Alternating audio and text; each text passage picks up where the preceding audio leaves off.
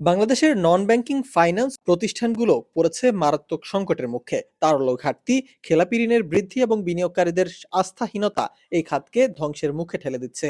অর্থনীতিবিদরা বলছেন, এখনই কার্যকর সংস্কার উদ্যোগ না নিলে এ খাতের অস্তিত্ব রক্ষা করা কঠিন হবে। বাংলাদেশ ব্যাংকের সাম্প্রতিক প্রতিবেদনে উঠে এসেছে, অনেক প্রতিষ্ঠান বিনিয়োগকারীর জমা অর্থ ফেরত দিতে পারছে না। খেলাপি ঋণের পরিমাণ আশঙ্কাজনক হারে বেড়ে ৩০% ছাড়িয়েছে, যা আন্তর্জাতিক মানদণ্ডের তুলনায় অনেকটাই বেশি। এ অবস্থায় আমানতকারীরা আতঙ্কিত হয়ে পড়েছেন, নতুন বিনিয়োগও কমে যাচ্ছে দিন দিন। বিশেষজ্ঞদের মতে প্রথমেই আস্থা ফিরিয়ে আনার উদ্যোগ নিতে হবে। এর জন্য নিয়ন্ত্রক সংস্থার নজরদারি বাড়াতে হবে এবং ঋণ বিতরণ ও পুনর অর্থায়নের ক্ষেত্রে স্বচ্ছতা নিশ্চিত করতে হবে।